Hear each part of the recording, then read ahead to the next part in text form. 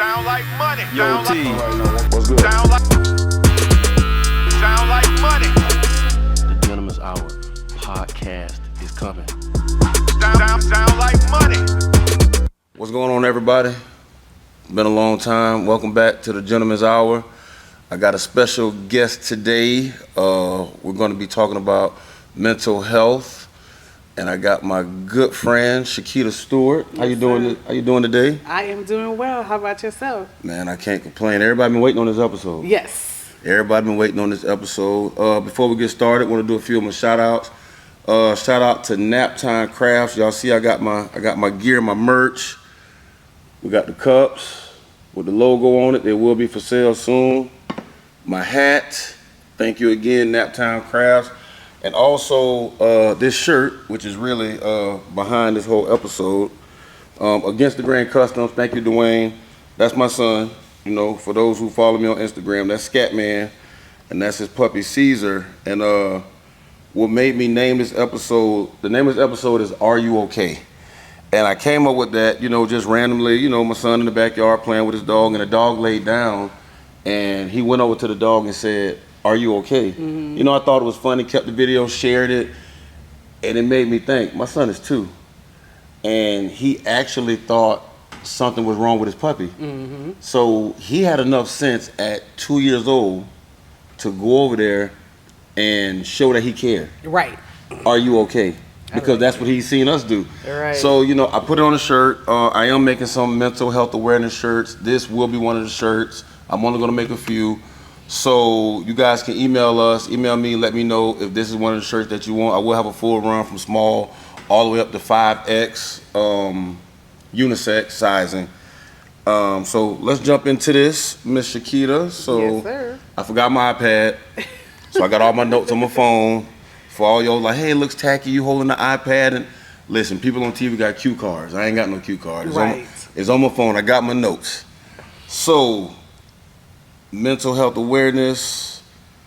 So what, you're a licensed mental health counselor? Yes. I'm a licensed mental health counselor, or LMHC. Some may also know as LPC, a licensed practical counselor, but I am licensed in the state of Florida. What's the difference between like you and a psychiatrist? Oh, well, we in the psychiatrist. Psychiatrists are medical doctors. Psychiatrists go to medical school, and then their specialty is mental health treatment, medication, so they get to write prescriptions. Okay, that makes sense. Yeah, that makes sense. I'm a master's level, so I had to finish my 4-year undergrad. Then I did 2 years of my master's, then 2 years, or at least 2,000 clinical hours before I can sit for the exam and all this other stuff to become licensed. Gotcha. So that's the difference. Okay, that makes sense. So before we get started, put a disclaimer out there. A lot of these questions I'm answering because this show is really, it's mental health for everyone, but like everyone knows, this is the Gentleman's Grooming Lounge. Mm-hmm. So it's basically men only, 18 and up adults. So a lot of my questions are questions that have generated through conversation within the shop. Okay. So it's not necessarily me asking personal questions. It's like now I'm kind of like the voice for the men. You know what I'm saying? So these are the questions they want to know. If it's a personal question, I'll let you know. Gotcha. If it's a personal question, I just want everybody calling me and saying like, "Hey, Terrence, you okay?" Like, these are questions like from, you know, just from the Gentleman's Lounge. Exactly. So, born in New Orleans. Yes, sir. Born and raised in New Orleans. I ended up moving here after graduation in 2003, 2004. Okay.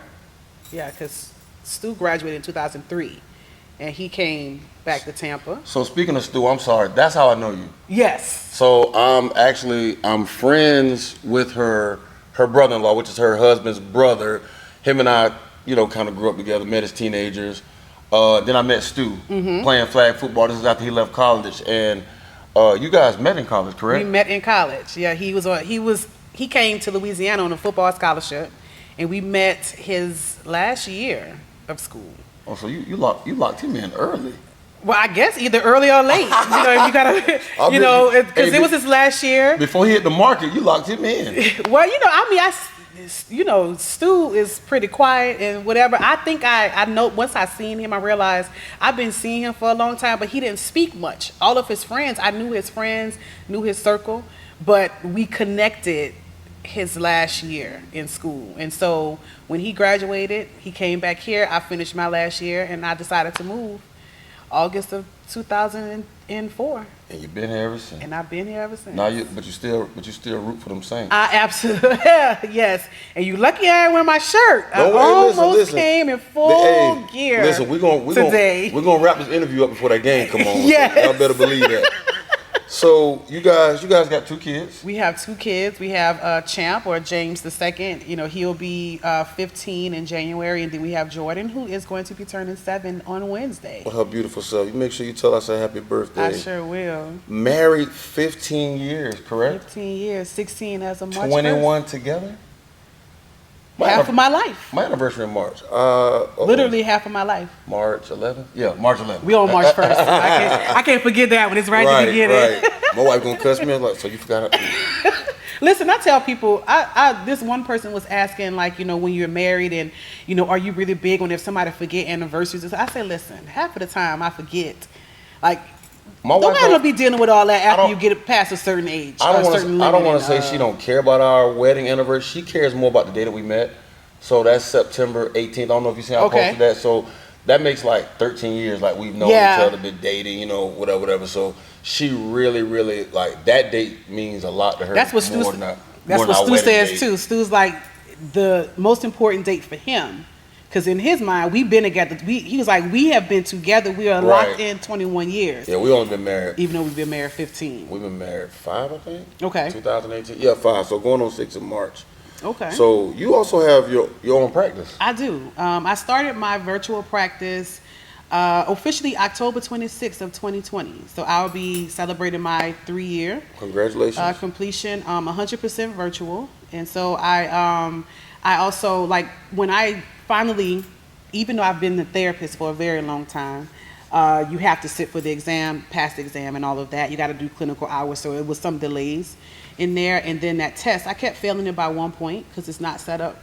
To be honest, it's set up for the book, not real life. Right. But once I got officially licensed, I knew I needed to do it. I wasn't really gung-ho about getting licensed initially because I don't need it to practice. I needed to open my own practice and to do other things, but you don't have to be licensed to practice. You can still be master's level clinician. You would just always be under supervision of someone. That makes sense. You know, so it makes a difference. But yeah, so it'll be 3 years in October. Well, this month. Today is the 1st. Today is the 1st. Mm-hmm. Wow. What life? Life be life. Mm-hmm. So let's jump right into. So before we go any further, I need to know, how do you balance? Because, you know, not just balance, but how. So this is a loaded question. Okay. How do you parent? How do you be a spouse without letting your job world? Because every day you sitting talking to people about all their issues, all their problems. So how do you filter that out so it doesn't spill over into your regular life? Because when you log off the computer, when you're done, you got to put your cape on and you got to go be Mrs. Stewart. Mm-hmm. You got to go be mommy. Mm-hmm. And then what about that time for Shakita? Okay. So how do you balance all that without one thing spilling over into another and still conduct yourself accordingly to handle your business? Because that's a lot. It is a lot. I am big on self-care. You know, even in my practice, that's one thing I'm going to always talk about, self-care and balancing certain things. So for myself, it was a lot easier to balance when I was working in the office than not. Right now, my office is home. You know, so when I do log out, I'm walking 2 steps, you know, right. Here, life is happening versus when I would be in the office and I can just drive, I can turn the music off. I can even sit in the office for a little bit before I left just to kind of, you know, bring myself down and decompress. For the most part, if I need to kind of take a break, maybe I'll go and walk and stuff. One thing I do make it a habit, and have done this for at least the last 10 years, I don't see clients on Fridays. Fridays are my days. So you got 3 days off? Yeah, Friday, basically, Saturday? yeah, okay. Yeah. In all honesty, I'm more inclined to see somebody on a Saturday morning than on my Friday. It's something about my Fridays. That's so weird. People like, really? I'm like, yeah, I will get up on a Saturday morning and see somebody in a heartbeat. Do I have to do it? No, because people don't really ask. Right. But my Fridays are me. So nothing work related, nothing. If sometimes people's schedule may change and they're like, please, can you see? I'm like, no. But, for the most part, sometimes I also have to make sure that if it was a tough day, maybe I just need to vocally just say, hey, I just need a moment. Mommy, give mommy a second. I'm going to get to you right now. In a few, not right now. Just kind of let me just breathe a little bit. Right. So, that's really all I can do in a nutshell, How does, because I'm an entrepreneur. Mm-hmm. I know your husband was an entrepreneur. That versus corporate, do you like having your own practice, answering to yourself? Like, has that been successful for you? Do you see success in that? Are you glad you went that route? Yeah, and here's the thing. Even before opening my practice, I have been a contracted mental health professional since, I would say maybe 2000, either 11 or I think 2013. Prior to that, I was always connected to like a community mental health place. I worked for a military contract for a while, so that was, in the corporate, definitely corporate there, but mostly in community mental health. But once I got into the private practice sector, meaning I was working with other agencies who were private practice, no more nonprofit, you become a contractor. And so as a contract therapist, I still can see clients how I want to see them. So that's when I started and initiated that Friday off. And so I've been doing this for a very long time. And I'm going to be honest, maybe like the last month or so, I was like, man, I should go and look for like a little part-time something so I can get PTO. So I can really take time off. Right. And I'll be sitting there and reading. I'm like, I'm not about to do this because I don't want to have to clock in no more and asking somebody if I could. I am jealous of PTO. My wife be like, just stay home. Like, if I stay home, like, then I don't get paid. I don't get right? paid. She can just literally like email her supervisor or whatever and be like, hey, I'm taking a day off. Yeah. Whatever. I wish. And still get paid for it. I wish I had that. I will say that's probably the biggest thing because I'm like, dude, I just want to just have some PTO. Yeah, that's about it. That and maybe some benefits, but and even with benefits, it's kind of questionable because I'm gonna be honest. Myself. But here's the thing, I'm gonna be honest. On this side, especially during the pandemic, it really opened my eyes to benefits packages and how jobs would be like, oh, we have this, you have short-term disability, long-term disability. You can take all this time off, but when it came time to filing claims for short-term disability and FMLA. They were giving people so much hell, and this was multiple different agencies across the board. Especially at that time, I could imagine. Yeah, and so I'm sitting here like, well, this is the benefits package that they push and get you in the door. People tell you need to work with somebody because they got benefits, but you can't use it. And they don't be cracked, what it's cracked up to be. Right. So it's the PTO. I have PTO envy, but also I'm telling you, when I get online and I'm like, absolutely not. You ready for the meat and potatoes? I'm ready for the meat and potatoes. What you got? Here we go. What is mental health? What is mental health? Mental health is, if I had to sum it up in my words and not trying to find the dictionary term, mental health is your health of your mental state, your mental and emotional state. If you look at it from physical health is taking care of your physical body, your organs, your system that's helping your body function, right? Mental health solely focus on your brain. It's your mental capacity, what is going on mentally, emotionally, behaviorally. But that controls everything, right? And that still is your central nervous system. Right. It's still in there. So mental health is ensuring that you are functioning at the capacity that you need to in order to live a functional and stable life. If I had to. And again, I know I don't want anyone to think like that's a dumb question because a lot of people really don't know. Right. You know what I'm saying? And that's one of the things. Okay, I've never heard mental health discussed more than like. Let me rephrase that. I've never heard it this much up until the pandemic. Right. So now I hear mental health. Now jobs are giving people, mental health days and stuff like that. And it's like, I'm not one to judge, but I'm just like, are you leaning on this now? Is it really mental? So that's why I want to know, because I was talking to, guys, like I said, I talked to clients and people, and they was like, what is mental health? I don't believe in that. And, unfortunately, the stigmatism from the black community, we came up like you talk about psychiatrists or therapists, you'd be like, first of all, I'm not telling nobody my business. And second of all, I'm not crazy. Listen, before we came here, I was sitting online. Because I was looking at specifically mental health in the black community, black males and black women. And the majority of the things I pulled up, majority of the articles, it talked about initially the myths and that we have. And first of all, it goes back to us getting through slavery. So like it was one quote where they said, if our ancestors can be beat and still take it, you can get through whatever it is. You don't need to go talk to nobody. Go to the pastor and pray it out. You good, you strong, all of these things. And so that has been teaching us to be like, okay, yeah, I'm sad and depressed, but I got to just get over it versus addressing it. So yes, within the last, like the pandemic exposed a lot of it. We had George Floyd that was going on around that time and all those things, and then just being locked into and you being locked into your house in your own space and just finally sitting down and thinking. Cause like me personally, I really got exposed to it 2017. My wife and I, we had took a break, broke up or whatever, from dating, decided to get back together. And we moved in 2017. That's also the year we got married. Well, no, I'm sorry, we got married 2018. We moved in 2017.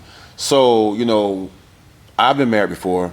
I've lived with a woman before. She's never lived with anyone before. Mm-hmm. Like when she left home, she had college. I had a college roommate for a little while, but after that, she lived by herself. I met her. She lived by herself the whole time we dated. She lived by herself. I lived by myself. So this was new for her. So that's the first time I got introduced to anxiety. Okay. I had heard the word before, but just hearing it and experiencing is two different things. And I was totally ignorant to the fact of anxiety. And what made me think about this when you said myths, I told her to pray. We go to church together. I'm spiritual. Her father is a pastor.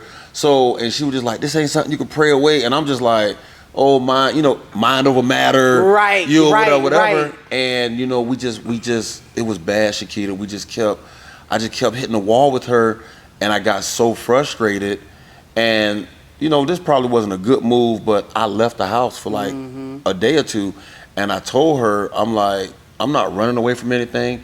I say, and if I'm wrong, God forgive me. I'm like, something's wrong with you. Mm-hmm. And no one's telling you this because they're not as close to you as I am, so they've never seen this close personal side. You can put a mask on to be around someone for a little while, but I'm the one that live with you. Mm-hmm. And something's not right. Right. And I talked to her dad, I talked to her friends, and we finally convinced her to go talk to someone. And unfortunately, my baby got one of the worst forms of anxiety that exists. Mm-hmm. They had to put her on medication, and when she got on the medication and once the medication kicked in, I saw a totally different person. Yeah. To the point where I was like, I thought about all the bull crap that we went through while we were dating, even while the reason why we stopped talking for a year. And I'm not gonna lie, 80 to 90% of the stuff that was going on was her anxiety. And and it's interesting you say that, like especially when it comes to medication. So if we go back to the question of what is mental health. Right. Now, though, I put this disclaimer out. In my practice specifically, I like to try to see if we can do a more holistic or natural approach when it comes to things, because there are certain things, if we can get your physical health, your exercising, reducing your stressors, getting your sleep patterns together, and also consuming certain herbs and different things to kind of help combat that, you can. But then there is a time when your anxiety or your depressive symptoms are now impacting your relationships, your job, in different things. We got to take it to the next step. So when it comes to those medications, again, what is mental health? If clinically you need some medications to get you stabilized, and I'm not even gonna get into the whole medical terms of all the stuff in your brain, the serotonin and all those things, but certain people, sometimes you're not producing enough or you're producing too much, and so you need medications to help to stabilize you. Now, again, we've been told, though, we take medicine, we're crazy. So we're not going to take the medication. And I swear I have people. I got one lady right now, I'm like, listen, we're going to try this last approach. If this does not work, I am not going to see you until you go to a psychiatrist and be screened and try to get you on some medication for medication management. She's trying to go the natural route now, because unfortunately, and I don't want to say this to make someone not take the medicine. Like, it's everything has pros and cons. Mm-hmm. And, one of the side effects, like, it affects your hormones. Oh yeah, and yeah, that's a whole other level. Yeah. So it's like oh my gosh, it's like a double-edged sword. So it's helping in this area, but now it's killing us in this area. But I'm not gonna lie, like 2019, that was like the best year of our relationship ever. Well, let me explain this to you too. This is what I tell my clients as well. Just as well as I feel like any other, outside of diabetes, and even with diabetes, depending on if you have chronic diabetes or not, you can eventually get to the natural approach. But when it comes to mental health, if you are going to treatment, like if I have a client and they come in and the symptoms are off the charts. In order for you to even be able to effectively implement the coping skills that your therapist is telling you to do on a daily basis, you got to get stabilized in some way, shape, or form. You don't have to stay on the medication, right, but at least get on the medication to allow you to get to the space, like especially with depression. Anxiety, like with anxiety, a lot of times too, anxiety medications are a little bit different for me because you take them as needed. They do have also potential of becoming addictive because you take it as needed versus a depressive medication where you got to take it every day to stabilize you. But either way, when you get stable, then now if I tell, someone, okay, so every day I want you to start getting up and I want you to journal or try to take just 3 minutes to do some reflective thinking or whatever it is, they're now have the capacity to do that. Before the medications, they didn't. With ADHD, with someone that has an adult ADHD, that's also, listen, a lot of us are walking around here with some ADHD tendencies and we don't realize it because it manifests in adults differently than in children. And my wife has that. Yeah. So and they all kind of overlap, yeah, right? So like, but a person with ADHD, if you try to tell them that they can't even sleep half of the time because their mind never shuts off. Man, I had never, and like I said, because when did she get the medicine? She got the medicine, I think she started taking it like towards the end of 18. So like I said, 19. Like I really, really saw it, and I was just like, "Oh my gosh!" Like it felt like I was with somebody else, and I never knew it was defeating her the way it was. You know what I'm saying? So I know that works, but it was like, look how long she went before she went and got help. Right. She was operating in what I typically would say like she was operating in crisis mode. I don't know for the longest time. I don't know how she did it. You know what I'm saying? 'Cause like now, looking at her now, I just look back. I'm just like, man, I'm lucky you never had like a mental breakdown or this and that. Like one day, like she didn't take her medicine. It was so crazy. She didn't take her medicine one time. She complained about headaches. We were going to the gym, and it was like she forgot her keys. She had to run back in the house get her keys. She forgot her phone. She went back and got her phone, and like she was talking to herself, and like. It's like I seen it building up, but I really wasn't paying attention. And we got to the gym, and I just so happened to like mention one thing, and she had like basically like an episode, and that was my first time experiencing like the bad side of it, and I was just like I felt so bad, like I apologized to her like 2 days straight, and I'm like I'm so sorry, I didn't know, and that's another reason why I wanted to. I asked Stu to ask you, would you be willing to do this? Because if I got to be the spokesperson for the person that's scared to ask the questions, for the person that's scared to go see someone, I want them to get that from this episode right here, to go get some help, to go sit down, because, I've sat down and talked to therapists. We went and talked to a therapist, and people ask me all the time, like, how is it? Was it this, was it that? Because TV. Oh gosh, yeah. TV have you thinking like, they don't explain to you the difference between a therapist and a psychiatrist. A shrink. You see them laying on the sofa talking to this guy, and a lot of people, especially in our community, like we don't want to tell nobody our business. Right. But I'm gonna be honest with you. Do not waste your time. Do not waste that therapist's time if you're not gonna go in there and be truthful. Because if you're not willing to go in there and be truthful, you really don't want help. I'm gonna be honest, like in my first initial session with any of my clients, I have to talk to them. I've been doing that for years. If you can't be honest with me, this is not gonna work. You gotta be transparent. If you can't be honest with me, I can't advocate for you. I worked with kids for a long time too. You can't come in here and lie to me and tell me something different because I can't advocate for you. So you have to be open and honest and have to know that it's a safe space. You know, like we do have ethical guidelines that we have to follow. Right. You know, so it's certain things we cannot say. It's certain confidentiality. I know we were speaking of someone before, and if you remember initially, I didn't say who I was, how I knew them personally initially, because I can't do that. But once you open the door that you knew, and as she said, then I'm like, okay. You know, so it's certain things that we can and cannot do, you know, so it is a safe space.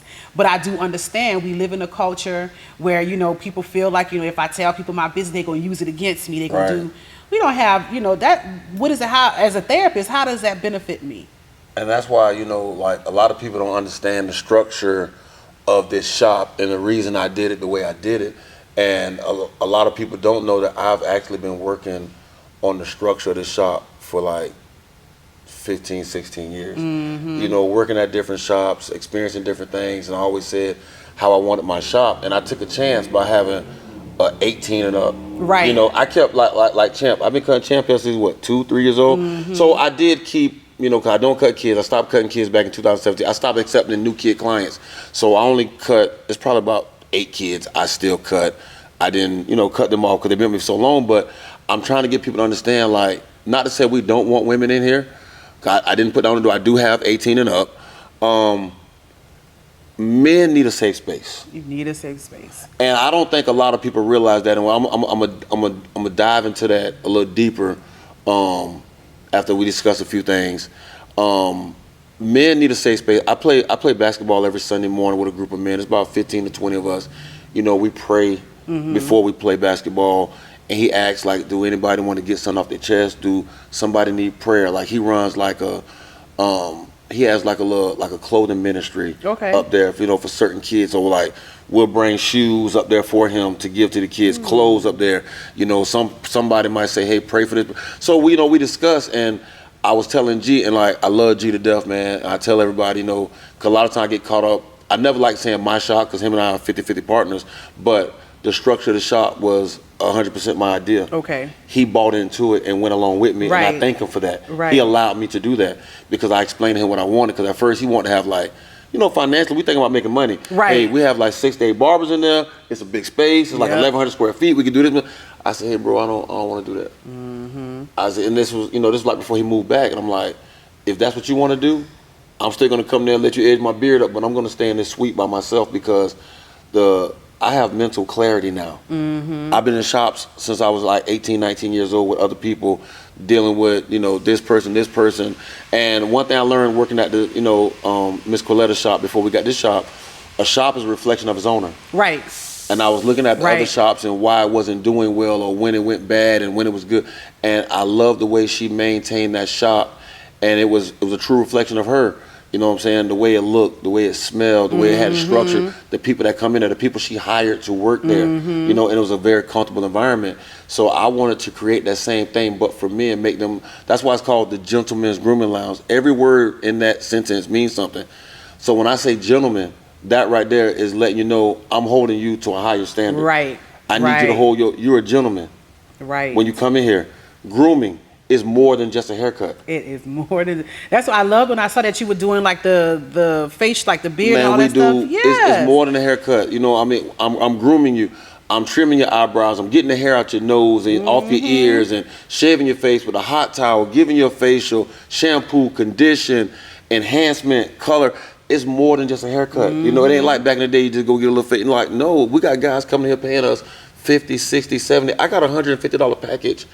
I mostly keep that like for people that, you know, getting married, like a wedding package. I got some men, their wives will inbox me. They would text me and be like, hey, you'll be like, hey, I want to surprise Stu. I want you to give him the such and such package. Here, I'm paying for it. So I have guys' wives that call me and want me to do that. Get them. It's almost like a spa day. And so, and the last word is lounge. It's a lounge. We have sofas in here. We got love seats. We do have beverages. You know, I give out free coffee, free tea. It's a whole vibe. I have a wine rack. You know, we do have like a liquor table with an ice maker. You can come in here and fix yourself a drink. We don't sell anything. We sell haircuts. But it's even yesterday, for instance, college football was on. I got a few guys got their haircut. After they got their haircut, they sat down and was like, hey man, you know, get something. Like, hey, you guys know the drinks, and they watch the game and like they feel safe. And so that's why I was able to collect all these questions that I'm gonna ask you from these guys because they feel safe in this space. Yeah. I just had a conversation with one of my brothers the other day. My boy E-Dub, love you, boy. We just had him and I, we always have a lot of spiritual talk. I've been knowing him since he was 12 years old. He's 42 now. Oh, wow. That's how long I've been cutting his hair and been his Yeah. life. You know, his mom used to bring me to the house to cut all their hair when he was younger. And, you know, we've always kept in contact. I always cut him and his brother's hair. And I'm not going to lie, you know, because, you know, I talked to my wife before I made this episode. I said, I'm going to be transparent and vulnerable, you know what I'm saying, to let people know I'm not just selling something. Like, I'm in this too. You know, I'm battling depression, been battling depression for the last 3 years. Him and I were talking about God. And I'm not going to lie, Shakita, I'd never cry.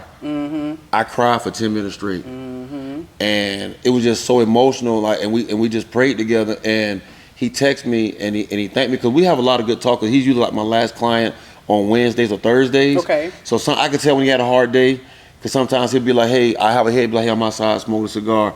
Or, you know, he'll come in and be like, hey, man, he'll put a few dollars in a little tip jar and be like, I got to fix me a drink. You're right. And, you know, and like, I turn into a therapist sometimes because people Yeah. bring a lot of stuff to me. Yeah. And like, people get to come in here and unload. I'm not telling nobody your business. You know, it's almost like a software reset whenever one person got the chair. And I've had to condition myself. I see 15 to 20 people a day. Yeah. 4 days a week. That's a lot of different conversations. That's a lot. Oh, People have a lot going on. It's a therapist world. And they're able, so I like it when we have like a round table in here. We have a lot of pastors come here. We've sat in here, had church in here. We've prayed. We've had guys come in here like, the baby mama complaints. I'm on child support. I can't see my kid. Or we have those talks. Or, hey man, my wife be tripping. And it's like, it's positive. Yeah. Despite what Yeah. people think, Yeah. okay, you're totally wrong. 10% of the conversation in here is BS. Yeah. 10%. Okay? 10% of the conversation is BS. That 90% is great content. It's real life. Yeah. It's us talking about being entrepreneurs. It's us talking about having financial freedom. It's us talking about our spirituality. It's us, because a lot of married guys come in here too, you know what I'm saying? So it's not too many single people. We're talking about our wives. We're talking about vacation. We're talking about investing money. Right. We're talking about, hey, who's your landscaper? Hey, I need somebody to do my roof. So it's positive, productive conversation here amongst men. And I like that you have that. I think, and I feel like a lot of barbershops, you know, has been that saving grace. You know, one of the shows that was popping up in my mind is The Chi. I don't know if you watched The Chi. I need to. Everyone says so. My wife watches it. Everyone said it's so Yes. good. I want to watch it. I heard it's very good. And especially these last 2 seasons in particular, because they have been really, really promoting mental health for Black men. And on the current season that's running now, they kind of started like this. It's maybe like 6 of them, 6 of the guys. And they do these check-ins, and they like, how do you need me to show up? And there's certain questions that I do ask people, like when you are trying to build or you're in relationships with other people, so you have your clients, right? They bring something to you. You can ask them, like, how do you need me to show up for you? What do you need me to do to make sure that you feel okay and safe and these things? How do I help you? Because you don't have to carry the burden alone. And what I love about the show, like when they were sitting around, these men are initially thinking, you know, I can't bring this out to everybody. They're gonna think I'm weak. I'm supposed to be in this role and do certain things in my life because I'm the man. But by identifying my struggles, I'm weak.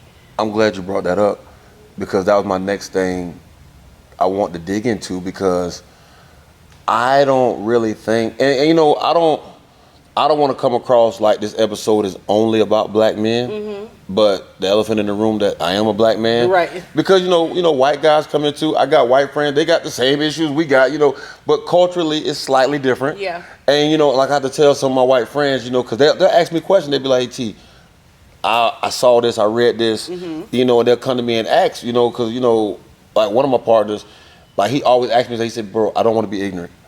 And he said, you know, I grew up around Black people, been around Black people my whole life. He said, but I understand I'm white. So I understand, and I do have a privilege, even though I make the same amount of money you guys make. I live in the same neighborhoods you guys live in. I do know. So he asked me certain questions. And, you know, I always try to tell him, like, bro, it's what a lot of people don't realize. Black men, our burden is a lot heavier. Yeah. Like me walking out the house, like it's tough.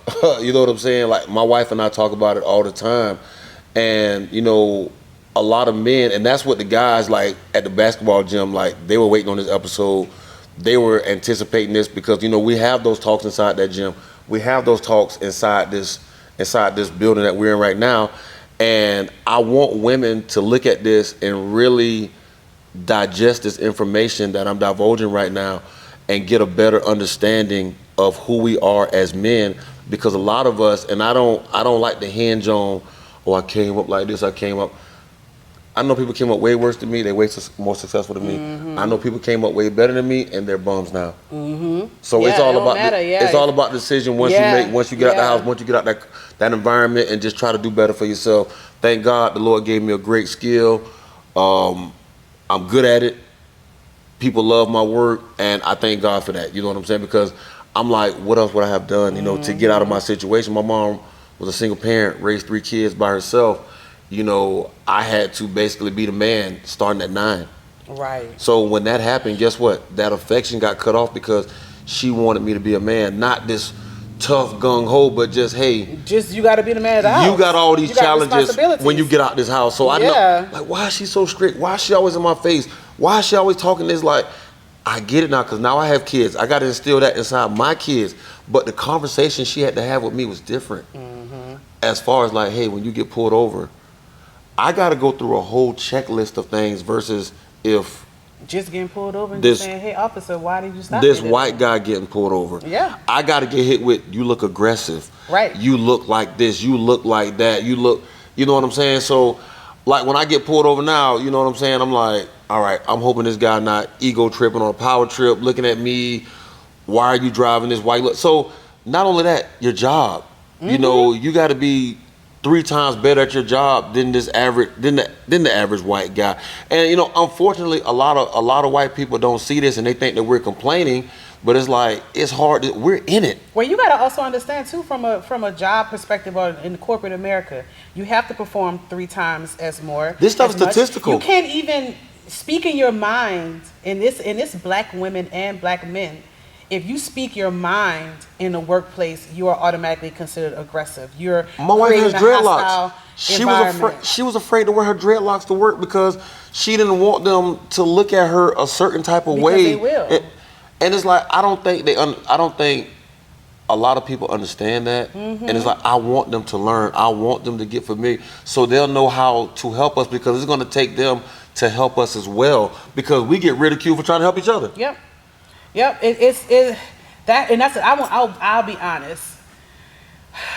Out of my whole work career, if I have to think back to my whole work career, the most comfortable I felt in a workplace is probably the agency. I do partner with the agency. I review and write clinical assessments for kids in foster care, and I review progress notes from other therapists, non-licensed therapists there. But it's an agency here, Bay Area Behavior Services. It's probably the first agency that I have ever been able to be myself in and not get judged. And the owner of it, he's a white male, cool dude though. He is a Scorpio too, by the way.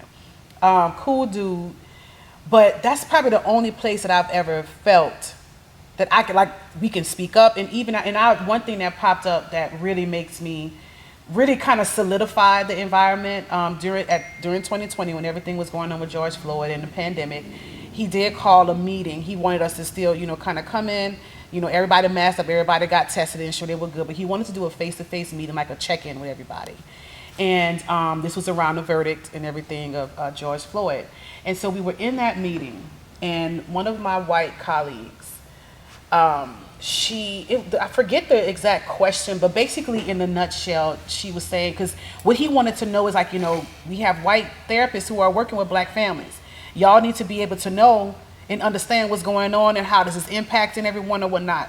Now, it's about 5, at the time it was maybe like 3 or 4 black therapists that were currently there, though they've had more, but currently at that meeting. And so one of my colleagues, she asked the question, was she like, I don't understand what the issue is, like, why, what did she say, like something like on the lines of are the black mothers, why they're having such a hard time now while all of this anxiety is going on surrounding it. She doesn't get it. So another one of my white colleagues, first of all, she just started to cry. And she was just like, because she's looking at me and the other black girl in the room that is like, can y'all explain this to me as to why? And so my other colleague was like, why do they have to explain it to you? Turn on the TV.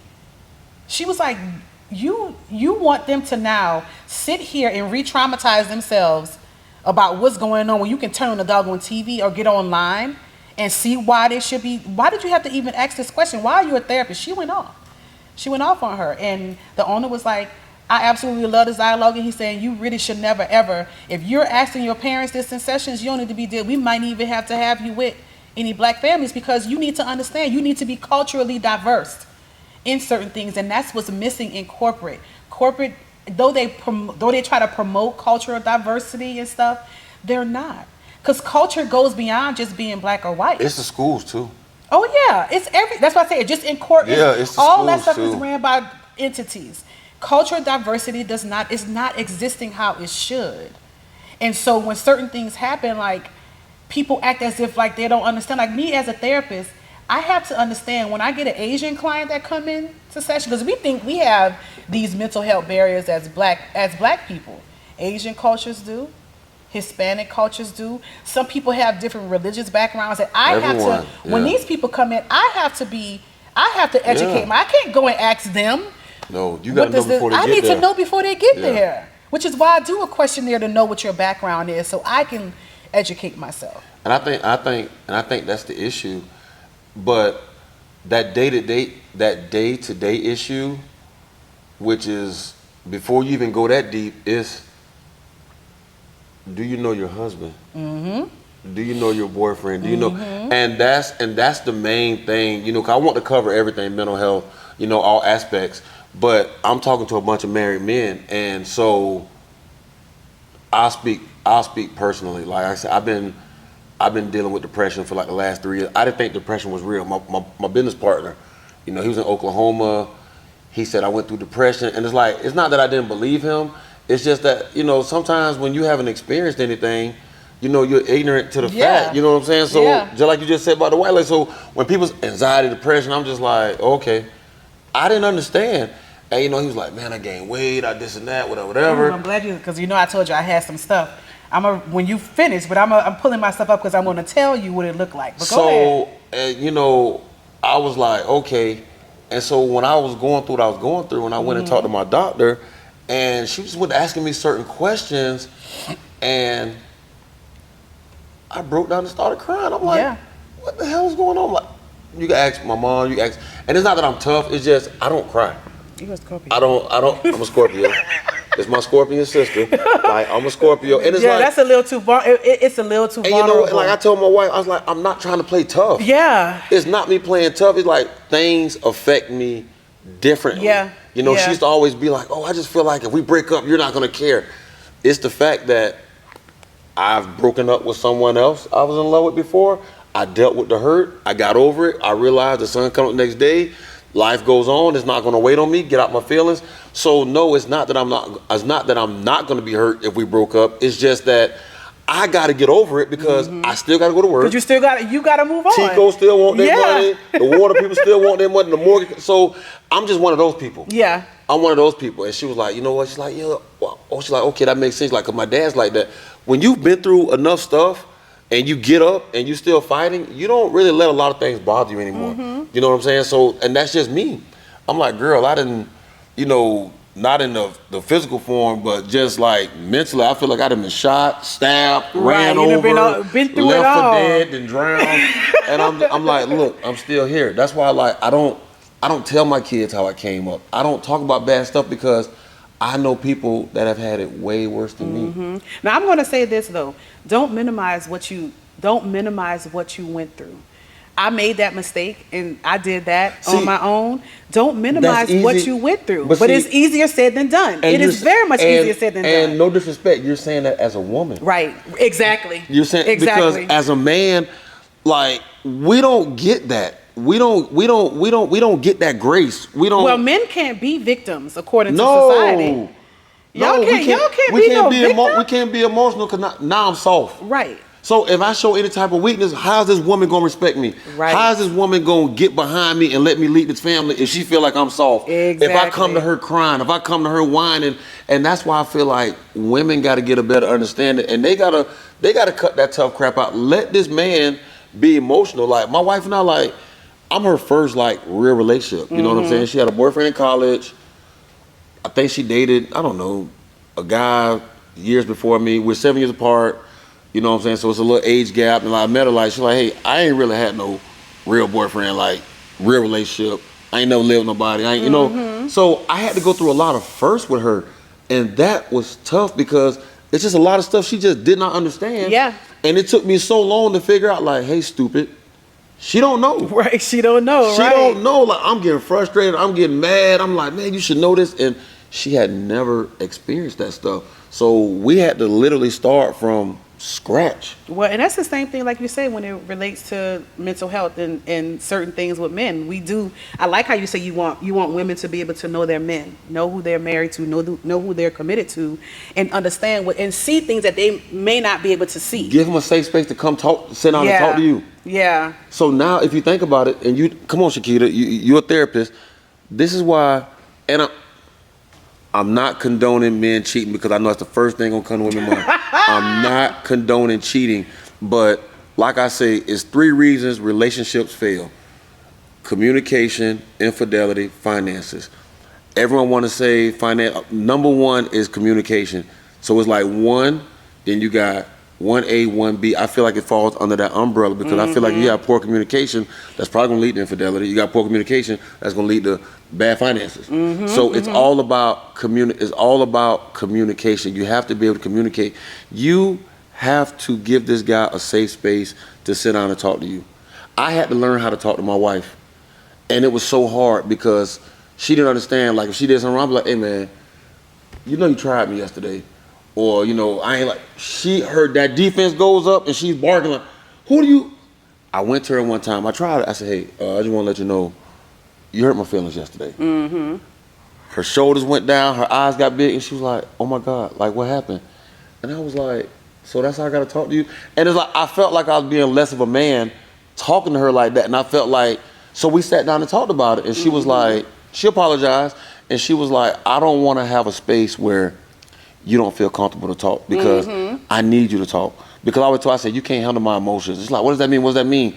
So when I do show my emotions, she was so used to me suppressing it and compartmentalizing like a lot of us men do.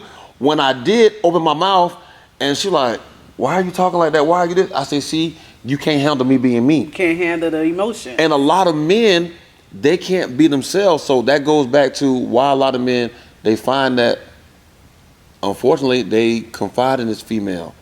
And you know, the side chick's gonna be there to listen.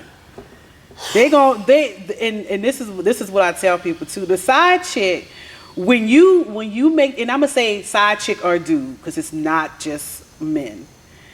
When things are not going right in your household, and the moment you open that door to another person to sit and listen, and they know that you in this space, they are going to because you're vulnerable. The 20% that your spouse is not giving you is going to show up in that other person, because you know why? They ain't got to deal with you on a daily basis. They ain't got to deal with the daily struggles. They don't have to deal with that. They only dealing with you in that particular time. It gives you a false sense of security with that person. So that goes. So it's more than just that. Guys start drinking more. I'm gonna share with you, and I pulled this up. Go ahead. I want to share with because I want to make sure we get this on record. So this was it's Dr. Patrice Douglas. I actually follow her on Instagram, and she posted this thing. It's the 6 signs of depression in Black men. Please read that. I want to read it. So the first one is, and look, I got on glasses, but I found out I need readers too, y'all. Don't judge me. I'm getting old. I don't have mine on, so. Have mercy. I'm like, Lord, I got on glasses and still can't see it as much. So I put my cool glasses on for the interviews. So the first one, it says increase in physical pain or chronic medical issues. So when you talked about you may have somebody that dang, I'm having changes in my bowel movements. I'm getting these headaches a lot and stuff like that. Men notice a different change in their physical body. Loss of focus. It says depression can slow down a man's ability to process information. Thereby, it messes up their concentration. You can't concentrate anymore. Anger. It says many men at times manifest hostility, aggressiveness, and anger when they're depressed. It's more than just irritability that can strike at the smallest things. It can be the smallest things. Number 4 is substance abuse. We know if we drink, we ain't got to deal with it. And it can start, and this made me, when I sat here and I thought about it, my dad, I remember when we were little, he used to use his Fridays as his wind down day, right? So I knew he gonna turn on his music and he got his little drink. Go have his cognac or something, sitting there drinking. But I noticed that started to pick up when things were starting to change. So I like to try to relate things to say, okay, this is what was going on probably with him. He got a lot of other stuff going on, but it caused that addictive. If you have the addictive trait, it leads to dependence. Number 5, sexual dysfunction. Sometimes some people can be like, especially in men, if you can't concentrate and you got a lot of stuff going on, it can affect you sexually. And then number 6 is suicidal thoughts. And it says here, men are 4 times likely to die by suicide. And it says, and 7 to 8 black men die daily from death by suicide. The reason why is because with men, especially with men and black men, the reason why this stat, though in black men is less than white men to successfully do it, but we typically have access to guns. And so when a black man is depressed and stuff, a woman, we're not going to shoot up ourselves. That's typically because it's gross. It's not appealing. You don't want to leave. Like if you're a woman, you're thinking about people who are going to have to find you. And what if my kids walk in here? So it's not going to be something gross. So it might be pills. You might cut, which is going to steal, blood, but not as much as a gun. But men, though, it's instant. And which is why women have more suicidal attempts that are unsuccessful than men. I never knew that. Because men typically go lethal. And the crazy part about it, you read 6 things. I have 4. Yeah. Out of those 6 things. Yeah. And so again, speaking as a wife, right? And I tell students a lot, and I'm like, I can tell when he's not okay. Stop right there. You heard what you just said? I can tell when he's not okay. Right. How? Because even if I have to look at this, I would say more so, I don't even know if it's any. But no, my point is the fact that I'm paying attention. I could tell his demeanor. Like I could tell, and I remember at one point he used to be like, and this was me, when I would see him go into that space, I would be like, let me kind of I want to give him the space to kind of process through and whatnot. But he was like, but I need you to embrace me more. But I would tell him too, it's hard to read. I don't know if you're angry. And this is one of the points I want you to make for the women that's watching this. I need them to hear you say, because a lot of them, they don't know what to look for. Right. Because a lot of women, not all, they know their man, but they don't know their man. What Stewart, he will withdraw. Like even if something were to happen, even if we would get into a little spat, the next couple of days he'll be withdrawn.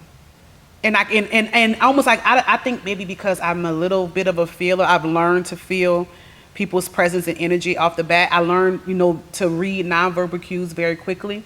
I can pick up on that. But early on, I'm going to say probably not much now than early on, I didn't know if he was angry about something. I don't know if it was sadness. I didn't know what it was. And so I'm like, well, I'm going to kind of give him his space to process and, because he get into deep thought and I know him. So he need a couple of days to go through his thoughts. Then he will come and he will speak on what he's feeling.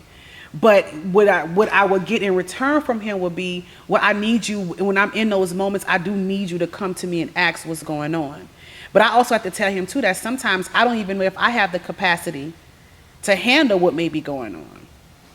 So it's a little, but you got to pay attention. If and I know he knows with me, if he know I'm very chipper, I'm very up. But if he noticing I'm kind of like just chilling out, whatever, drifting away and not really saying much, he'll ask. Now, sometimes that could get lost and you can be not really paying attention, because I do know that certain times, there have been times where he wasn't really paying much attention either, when it came to myself. And then mine manifests in definitely, I get very irritable, when I'm having my moments, right? I get very irritable, very cranky, very like anything could just bother me and just frustrate me. really quickly. And so it took him a while to really, instead of taking it as like, dang, why are you doing such and such? He'll kind of tone it down like, are you okay? What's going on? And see, that was a roadblock for my wife and I, because I felt like I knew her and she didn't know me. But then as a man, and I tell men this, I'm like, we got to kind of blame ourselves, because once again, we compartmentalize things. We don't say much, because most guys be like, I don't want to hear my wife's mouth. I don't feel like arguing. Most like, we're not. Men are like, you're not gonna win an argument with a woman anyway. Because my record at home, I'm like 100. I'm like 101 to 3. You know what I'm saying? And my wife gets so mad. 'Cause I'm like, look, bro, I don't talk about anything I don't know. A lot of stuff I done been through, and I really, like an old man told me a long time ago. He's like, well, you never win no argument. Like, man, you crazy. Like, piss a woman off and watch how the rest of your night gonna be. You know what I'm saying? No matter how right you are. And like, my wife, I had to get her to realize, like, hey, you did not take a loss. Right. That was we're on the same team. Right. So when you're not good, we're not good. But you got to understand too, and remember we were talking last time, we definitely need to do a relationship. When it comes to relationships though, it shouldn't be a who's going to win an argument. No one's keeping We score. shouldn't be keeping score, and it shouldn't be keeping score on who does this or that. Remember, I'm a firm believer in the 80-20. I don't care what nobody say. Nobody is 100% perfect. No, nobody. They're never going to be perfect. But if you are trying to hold them to this standard, like at the moment that they fall into 20%, you're gonna let yourself down. You're expecting something that they probably just really cannot do and won't ever be able to do. So that's a whole other discussion. I always know when something's wrong with my wife. You know what pisses me off? What pisses me off? When I gotta ask her 17 times what's wrong, and on the 17th she finally tell me. You know what I'm saying? And she'll be like, how do you know? I'm like, look, I have this uncanny ability. Like, when I'm around people, I gotta see if I want to be around you. So I said, I've been surveying you for a very long time. So it didn't bother me when you said, hey, do you want to get this house? Do we want to move in together? Do we want to get married? I had already basically, processed this and like, okay, I could live with her. I could be with her because I've been around you enough time. I know your moods. I can look at your face when I come home. The way you, even over the phone, the way you respond, your text messages, the way you respond. Yeah. I've been picked up on it. You have a pattern. Yeah. And I've been picked up on that pattern. So therefore, I know it. Plus, my wife wears her feelings on her shoulders. Yeah. She has the worst body language in America. She's a cancer. Man, listen, she is a cancer. She's a cancer. So when you always know, if she don't like you, you're gonna know.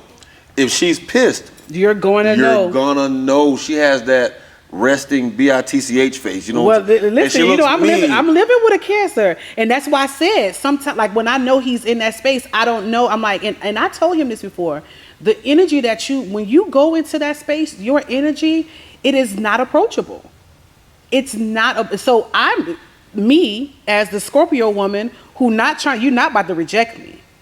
I'm not about to feel like I'm putting myself out there to whatever, and you kick me in my face or whatever. I feel the same way. Because I'm one and done, and I don't want to be one and done with my husband, right? But it's like, when he's in that moment, we get, and here's the thing, we're all guilty of it. When it's us, we don't know, we don't see and realize what we're doing, but the people outside, they can, feel it, see it, they're living it, they're receiving it, and I would tell him a lot. When you're on the receiving end of something, it's a lot different than when you are the person that's displaying the message, even if it's non-verbally. So sometimes his energy, so again, I didn't know how to approach it. I can see it, I can visibly see, and with him too, his sleep patterns turn off. Like his sleep patterns get really, at one point in his life, James was barely sleeping. He will probably get maybe 4 hours of sleep. And when I now think back, I had to get him into, like, we're going to start putting his sleep music on. We're going to start this routine because you need to get your rest. But it was a lot of stuff that he was dealing with internally, feeling like he had to measure up to, and he's a deep thinker. So he got his standards. I love talking to Stu. But his standards for himself is so freaking high. But you know what? When he talks to you, I think he missed his calling as an inspirational speaker. It ain't too late. Oh no, it's not too late. He definitely can move mountains. When I talk to him, automatically elevates Yeah. my cerebralness when Yeah. I'm talking to him. You know what I'm saying? Like, I have to be articulate. I have to be intelligent when I'm talking to him. You know, I have to match his energy. He brings that out of you. That's why after our first conversation, I said, hey, man, I don't care what happened. You and your wife are a perfect match. I said, because, boy, she is the female version of you. Because I said, I love talking to her. I said, it was a lot of energy. It was so positive. I said, but you guys have something. And I love talking to him. And him and I we've had talks. And see, that's another thing. Like, I'm glad you brought that up about his sleep pattern. I don't think a lot of women know. Cause like my wife would be like, what's wrong? I had to tell her, I said, listen, anytime you see me quiet, anytime you see me in space, it's financial. That is the only thing because as a man, a lot falls on our shoulders once again. You know what I'm saying? So I know, especially being an entrepreneur, like my wife, she has a 401k, she has a severance if they do fire her, she loses her job. She has safety nets in place. I don't have that safety net. And I've been like this for a long time. So, you know, even when we got in the house, I tell people they think I'm lying. We talked about everything. When we first got together, I told her before I got her, I said, I had a pros and cons list for you. And she was like, what? I said, listen, I've been married before. And I took full credit for where I fell short. I'm not going to throw those women under the bus. We're not together anymore. It didn't work out. I know why it didn't work out. It is what it is. Hopefully they found whatever we did wrong in our relationship. They got married again, did their thing. It's up to me to do the same thing. So I can't focus on what they did. I got to focus on what I didn't do. Right. I sat when I made my pros and cons list. I took the good from that and I took the bad from that because I need to figure out what I need to do better so I can be better because I don't want to make these same mistakes and bad decisions going forward. Correct. So I made my pros and cons list. I talked to her. We sat down. We talked. And to be as transparent as possible, we talked everything from finances down to sex, your wants, your needs, parenting, because at the time, you know, we didn't have any kids. I have a young daughter. She's 15. And she's been in my daughter's life since she was 2. So we were talking about the possibility of her moving down. She comes down every summer, so we used to have her for 6 to 8 weeks every summer. You know, we were talking about her coming down here to live, so we had to have those conversations. Yeah, you got to. You know what I'm saying? So, and I don't think a lot of people realize, like, you have to sit down and lay things out so you can get a better understanding of each other so you guys can conquer things together.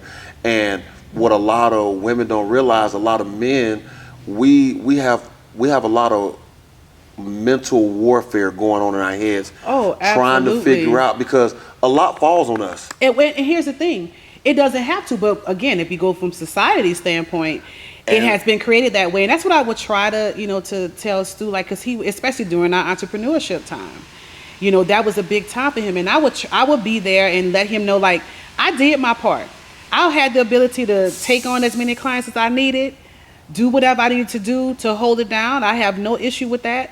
You know, and I would try to tell him, dude, we're okay, whatever. But he's internalized it because according to him, this is the standard. And according to what people may have said around him, what we should and should not have, what he should and should not be doing. And that was taking a toll on him. And that's the issue, not even within the black community, because I see this stuff, you know, I take a lot of notes, I look at a lot of podcasts, and I read comments. I read comments to try to gauge the temperature of what people think. I do that, yeah. I don't comment, I just read comments. So, okay, for instance, you know, when we first moved into the house, this is like my third house. Okay. This is my wife's first house. I'm not gonna lie to you, I was broke within 90 days of moving in the house. And my wife came to me and she was like, hey, you don't have to be Superman. And I'm like, what are you talking about? She was like, how come you're not telling me about this and telling me about that? I'm like, once again, I'm like, what are you talking about? She was like, you did this, you spent this money, now you're talking about you don't have any money for so and so. I think she wanted to go do something. And I was like, so I'm not gonna lie, because I'm still getting used to her actually paying for stuff. You know, so I'll be like, hey, we can't go because I can't afford this weekend. And she was like, what do you mean? You in a 2-income household. Right. So she's looking at me this together. because I'm still looking at it as being separate, like my money, her money. And I'm like, no, I can't. She's like, what are you talking about? We have a savings account. I work. You know, this and that. She's like, what's going on? And I told her, I'm like, well, you know, I had to get the house painted. I had to do this, I had to do that. And she was like, listen, I work just like you work. Right. I didn't sign up for you to quote unquote take care of me. if you need help, this is my house too. I live here too. Right. It's an investment. I have money. I will meet you halfway. I can pay for this. I'm not gonna watch you go broke. Right. Trying to. She's like, I live here too. So she's like, I don't know what you're used to. I don't know what you heard. We're not gonna do that. Yeah. Because the only thing we talked about the bills, full transparency. My wife said, hey, well, the only thing I got to say about finances, I expect you to pay the mortgage. I watched my dad do it.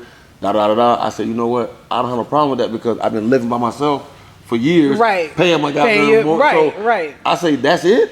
She was like, that's all I ask you as a woman. Everything else we can work out. Mm-hmm. I just feel like a man should. But she said, that's why before we got our house, she was like, well, how much money do you make? And I'm like, why, what's up? What's wrong? Because, I wasn't used to nobody asking me that. I'm like, why, what's up?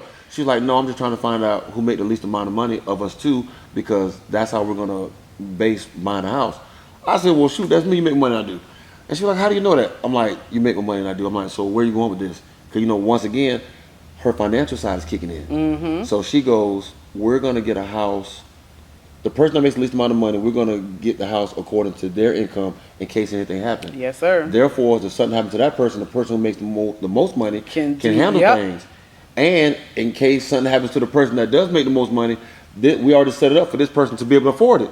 When I tell you that is the best advice. That's how we live. I'm like, wherever we've lived, it's always been based on if we can afford it, we're on one income. Because God forbid something we live happen. below our means. Right. We live below our means, and at first I didn't get it. I still had poor spending habits, and I learned from her. I watched her, and I'm like, this is why you can go buy that Louis Vuitton purse. Right. This is why you can book a trip. Your friends call you, hey, let's go so and so, babe. I want to go to Mexico with my friend. Okay, you hit a button and you got your trip.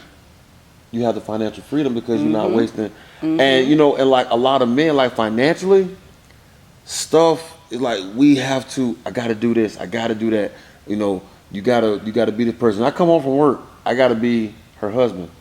I gotta be my son's father. I also gotta be Mr. Fix-It, Mr. Landscaper, Mr. this and that. And I'm like, I don't think a lot of women, so we see a lot of guys, oh, you think he just want to go to the bar and get drunk or look at women, or you want to go hang out with your friends? No, we need a space to, for lack of better words, let our hair down. You need an outlet. We should always have an outlet. Women, and that's because like women, we have outlets. Y'all have and your we outlets. created you men. Listen, I used to be telling. I'm so happy now that Stu is doing this because before he would, go out and do, have his at the beginning of our relationship. He was still kind of going and doing, but then he just stopped. He stopped for a while. He was just, I'm solely going to be at home. I'm not trying to do this. I ain't trying to be in the studio, blah, blah, blah, blah, blah. And so I would tell him, I'm like, it's okay for you to just go, like, call your friends. Call somebody. You can't go y'all gotta go watch the game together, do something. Like, you need to do that because don't be looking at me because I don't go, trust me, I'm not out every weekend, not even every month. But I make it a point where I want to hang out with my girlfriends. I want to have my girlfriend time, and I don't want him to be sitting like, well, dang, you always going with your girls. But you see what you said. A lot of women, and once again, I'm not talking about my wife. I hear a lot of guys say this, like, and I always ask guys like, hey, I'm like, is there an infidelity issue before we had this conversation? Because I don't like when guys tell me, man, my girl be tripping, I can't go nowhere. But you didn't tell me that you got caught cheating, or you didn't tell me. So I want to push that out the way. I'm just talking about women allowing your man space to decompress, I'm gonna be honest, to get away from his day to day. Yeah, I'm gonna be honest too. And again, if we can definitely talk about this in another episode. But even when it comes to infidelity in your relationship, once you have decided to move through the infidelity, you can't be getting. Yeah, you can't keep. You got to work through your insecurities, and when they step out of the house, because then if you're sitting there and you're constantly thinking about what he's doing and if you're doing whatever, then why y'all together? Right, you're gonna drive yourself crazy, and y'all never gonna be successful. Insane. So even with that, it's just people. You should still have an outlet, and an outlet could be coming. I'm going to sit in the shop. I'm going to sit in the barbershop. Man, I'm going do you know to sit how with my many friend, guys? Whatever. I have guys text me like, "At, man, you mind if I come to the shop, man? Let the traffic die down," and I'm like, "Hey, you don't have to ask me to come to the shop. We got plenty of room for you to sit. I built a work table in here for people who work from home, need to come get some work done." I got a guy who works from home. He said, "Man, I just want to come up here and be around y'all, man. Yeah, I'm gonna sit over here. I'm gonna sit over here and do my work or whatever." And I'm like, for instance, last night the fight came on. I got two guys, that come over. We watch almost every big fight together. And at first, my wife was, oh, da da da da, and like now it took her a while to get it, and she was like, you know what, I get it. And she's like, I apologize. She's like, you're home. I don't even know why I'm complaining. You're home. When you play your game, you're home. Yes. When you're watching football, you're home. And like my wife, one thing I like about us, we've never had to be right up under each other. Yeah. We can be in the same room doing two totally different things, and no one feel like they're lacking affection or lacking attention. Yeah. And so she gets it now because I don't go as many places as I used to. Like when she first met me, I'm like, look, I've been running the streets since I was 17, 18 years old. I'm tired. I finally invested, and I never spent money on none of my houses. This is the most money I've ever invested in a house. So like I have a loft now. I got my TV up there, got my PlayStation, got the little 3-seater recliner, and I redid our whole patio. So I got a TV on the patio. All the furniture out there is hers. So I put a bar for my guys, because I don't drink. My guys come over. I got a full bar with liquor and everything, refrigerator out there with my water in it and stuff. Put 2 ceiling fans, and I would sit out there for hours. Yeah. You know what I'm saying? And she understands now. Like I noticed her getaway is going to work out.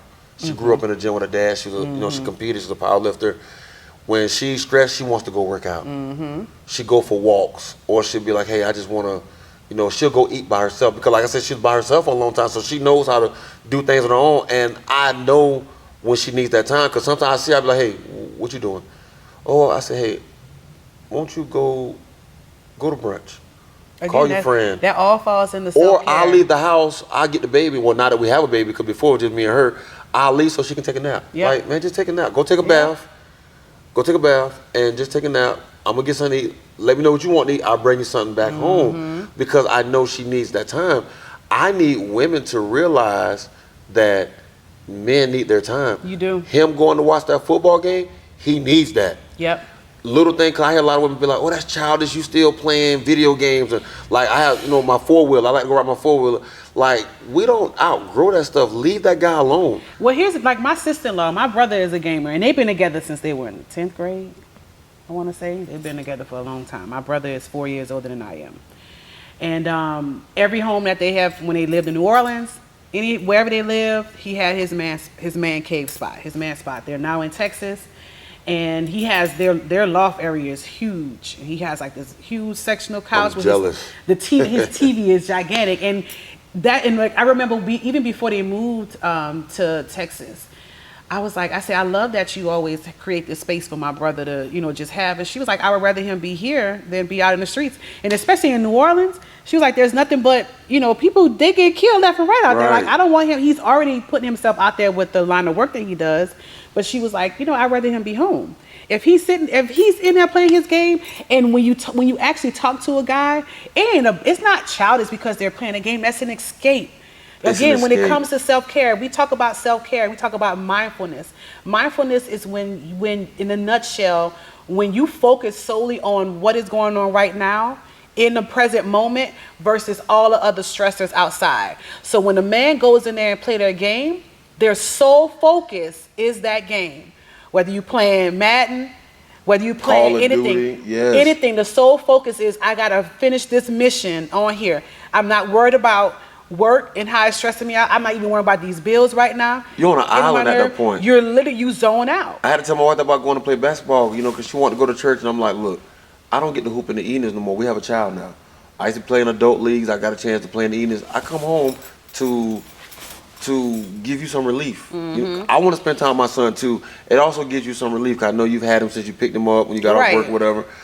So I can't go play basketball like that anymore. So them Sundays, I'm like, and I sat her down and let her know, like, this therapeutic. You hear the guys in there talking, and some guys, they'll come in there, play one game, take their shoes off and just sit there. You like, you don't want to play? Like, they's like, man, look, I had to get away from the wife and the kids. Space. And a lot of women don't understand that, because like I said, you guys have place you can go get your nails done. Like my wife go get her hair done, she be like, I'll be back in 2 hours. I'm like, that's a lie. I know it's gonna be about 4. I don't care, because you know what? I know if you have a good time outside the house, you're gonna come back home happy. Yeah.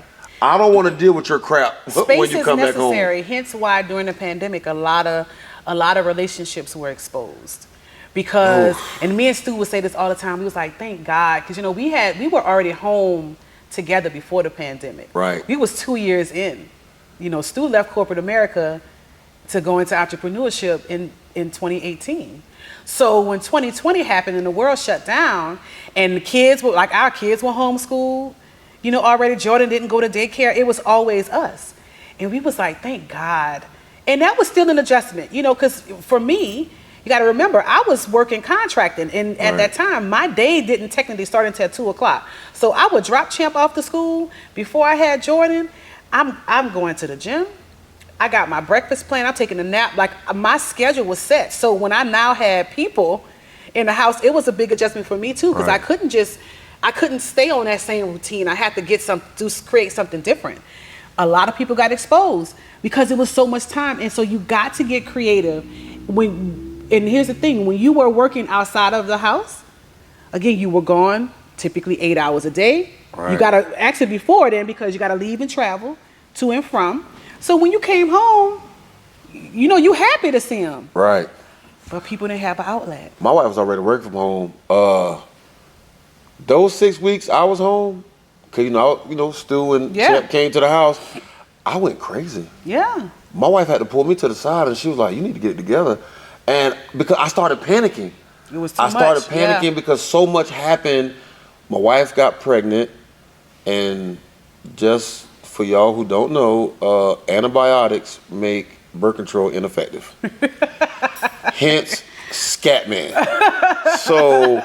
So you know, not to put us out there, but just give you like a small, quick story, like how fast things happen. So like I said, 2019 was beautiful. She's on the medication, like we're thriving. I'm like a new person. I'm like, man, this is freaking awesome. All right, boom, she gets pregnant 2020, COVID hit, I get home for 6 weeks. You know, that's before G moved back. I'm like, okay, we're not gonna be able to get the shop. I didn't want another child. I'm like, I thought we were good.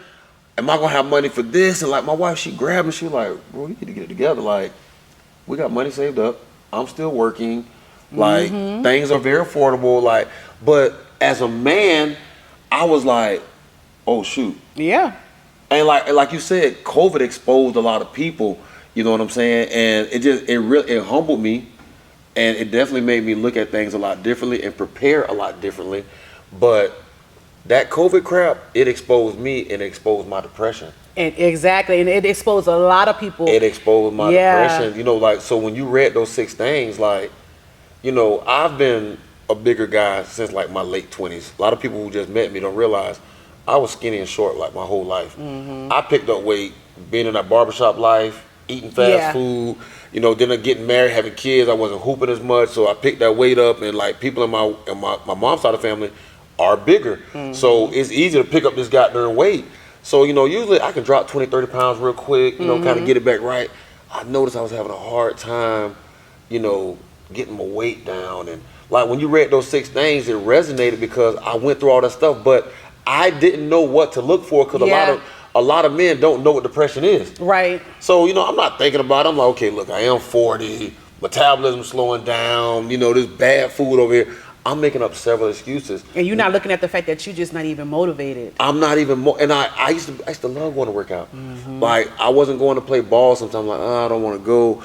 And I didn't realize it was getting worse and worse. And then like my wife, dealing with her, and that's a point I want to bring up.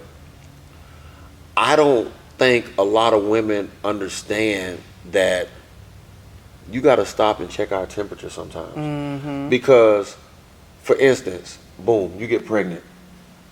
The celebration is for you. The baby shower is for you. The gender reveal is for you. Everybody come rub your stomach. Everybody calling to check on Shakita. You know what I'm saying?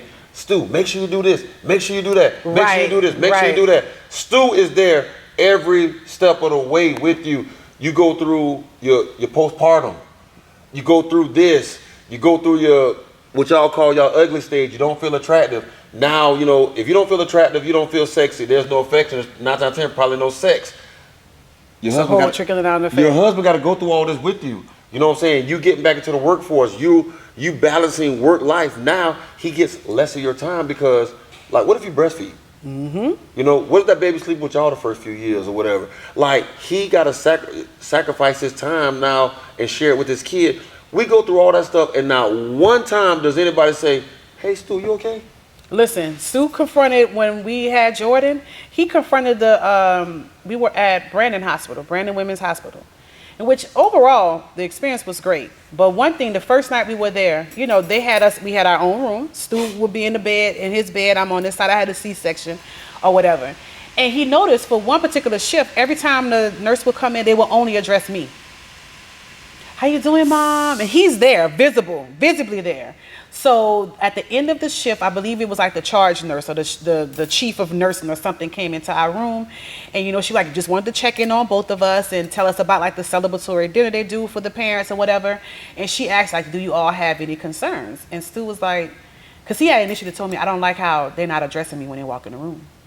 And Stu told her that. And she was like, really? He was like, yeah. He said, like, I'm laying here, sitting here. Clearly, I've been here, so that I got to be the daddy, because what other man gonna be sitting here and not once did anybody say, hey, Dad, how are you? Congratulations, right. Dad.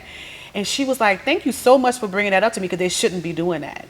It's not like, it would be different if the curtain would close and you didn't want to be bothered, right. Whatever.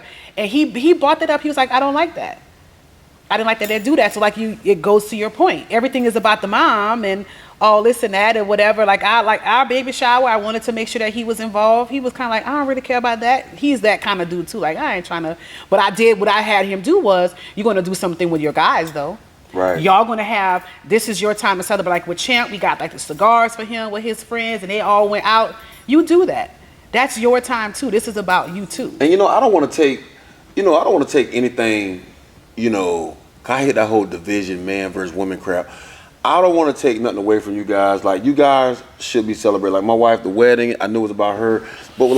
But us as men, and then we got to stop putting ourselves, because I do that. I put myself on the back shelf. Mm-hmm. I put myself in the back seat. My wife told me, she's like, that's your fault.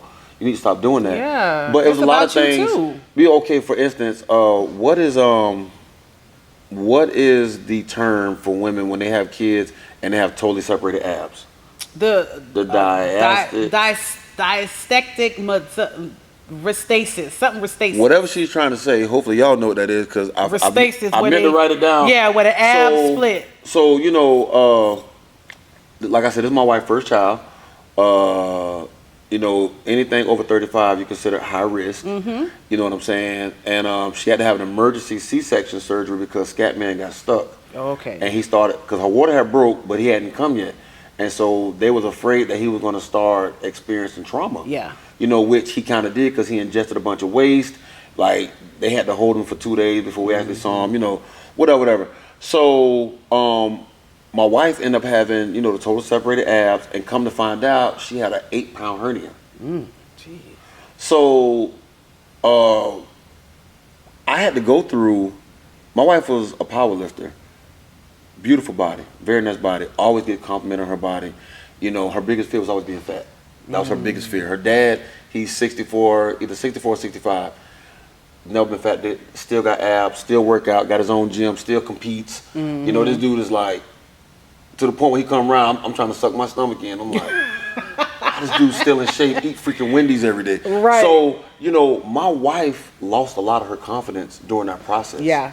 You know what I'm saying? And, her and I did discuss this before I came on here and talked. I'm not trying to embarrass her or put her out there, but like I said, I want women to watch these podcasts as well to learn about men, and it might help them with themselves. Mm-hmm. And I also want men to learn to be more sensitive and pay more attention to their woman and give them what they need. So my wife, if you guys don't feel attracted, you don't feel pretty, once again, there's no affection. Right. 9 times out of 10, there's no sex. Right. So I always compliment my wife's body. She knows what I like. Mm-hmm. So she felt like she was inadequate. Yeah. She had no confidence, and that ate me up. But I went along with it because I'm like, that's my wife. I love you. Like, I don't care about that. Like, the baby healthy, you healthy. Fast forward, she finds out she has a hernia. She got to have surgery. Mm-hmm. She goes to surgery. She's in surgery for 6.5 hours. All this bull crap, surgery success. I go through all that with her, missing work, sitting in the hospital. Whatever I had to do as a husband, I did it. Mm-hmm. I did it till she got back right. And so, I had started making compliments again, her outfits and everything, this and that. But I noticed something wasn't changing at home, and I confronted her about it. We had a conversation. And I want to put this conversation out there because this was very good dialogue between her and I really appreciated her. That's when I knew she was maturing within this relationship. I told her, I said, hey man, I don't like the fact that you have all this confidence to go outside in front of these strangers, which she doesn't dress inappropriate. You know, no stomach in her butt. I'm just saying, I noticed she went from wearing frumpy clothes because she had that bulge to now her stomach has gone down. She's back working out. So she's back wearing, my wife is small, she's 4'11", petite. She's back wearing her cute little stuff now. You know, I noticed that. But I noticed nothing's changing inside the house. Okay. So I said, it's funny, you have confidence to go outside this house, but you don't have confidence with your own man. I said, I stood by you when you were hiding from me, when you were locking the bathroom door, when you were getting dressed in the room with the door closed, when you were wearing the frumpy clothes and all that crap, hiding yourself from me. I never put any pressure on you. Right. I gave you space. Right. Because I didn't know what you was going through, but I want to let you know you're not going through this by yourself, and I'm going to be with you every step of the way. I said, but sweetheart, you back now. Yeah. You back now. I see you. Yeah. But I need to you. really see you. You know what I'm saying? But like, I want to see you. You know what I'm saying? Right. So I'm like, I say, what you did not do, you did not invite me back into your personal space that you kicked me out of. Yeah. You evicted me from your personal space without asking me how I felt about that. That was not right because I'm your husband. I'm here through thick and thin, good and bad. But you know what? I took one on the chin because I don't know what that feels like. Yeah, and I was gonna say, cause that postpartum is on a whole. I don't know what that feels like. I'm I'm not gonna. And one thing, you know, as men, I'm never gonna compare what I'm going through mentally what you went through physically. A lot of black women die on that table. Yeah, absolutely. So I panicked when they said we gotta have emergency C-section surgery. She panicked, you know. And once again, shout out to my pastor, Jomo Cousins. I was able to call him to calm her down because her dad didn't answer the phone. Because that's what anything over, she want to talk to her dad. Yeah. And her dad's a pastor. I called Jomo, you know, Jomo talked to me, prayed, but I went into panic mode because I'm like, and I told her, I said, look, I'm going to tell you right now, if I got to choose between you and my son, we're not going to have no son. Yeah, because we can't lose, can't lose her. I'm not for to raise him without you. So I'm letting you know him. right now, if they come to me and say, hey, we can only save the mom or the baby, you better save my goddamn wife. So I say, so yes, I'm pissed, I'm upset. Months without sex, months without affection because I didn't know what you were going through, but I want to support you. Homegirl, you need to tighten up. You got to bring it back in the house, especially if you see that she's doing it outside. Man, she looked me in the face, Shakita, and she was like, she started tearing up. And my wife knows I hate when she cries because I just feel like, she used to depend on her tears back in the day. And I was like, hey man, that sensitive crap. I'm like, hey man, go in the room and cry, get it over with, come back and talk to me because too much emotion. There's not going to be a healthy conversation anyway. So she teared up. She said, Terrence, she said, I'm going to need a few days to process this. Man, it was like 72 hours before. I'm like, she ain't like, there was no talk, no nothing. I'm upstairs playing my game. She came upstairs, can I talk to you for a second? And this is probably one of the realest conversations we ever had. And she said, I want to apologize for not inviting you back into my personal space. She said, because you are absolutely correct. Basically what she was saying, I gave her a perspective that never crossed her mind. Right. And she said, I know you were there for me. She's like, I did not know I was doing you like that. She said, I had no idea. I was just happy. I said, I'm happy for you. I'm not one of your biggest fans. I am your biggest fan. You know what I'm saying? Even when I'm mad, you know, I don't know why it seems like y'all look 10 times better when we mad at y'all. We don't want to talk.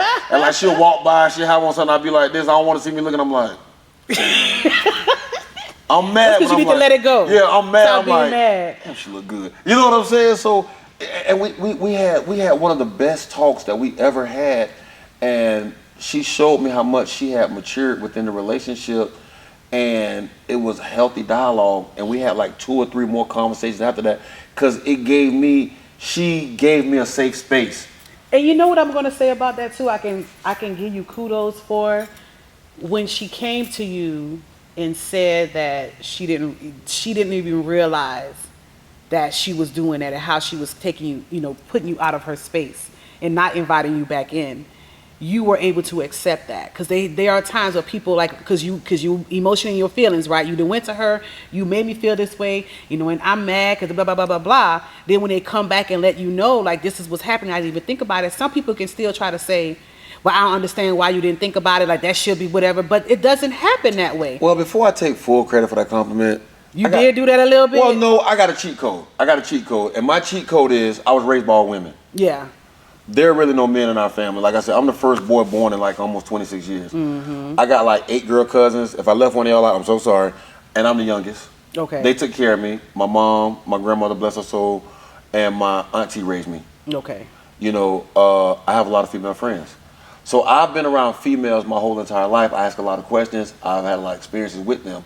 So, and like I said, I was married before. Okay, yeah. So that helps me out So you had with a little, my wife. yeah. So, you know, I always give her the benefit of the doubt. You know, I'm able to somewhat put myself in her shoes. You know, you'll never know the ways of a woman, but it's like, y'all have a few common traits I can kind of pick up on. Yeah. And it helps me deal with the situation where I don't get in my feelings. And I know it took a lot.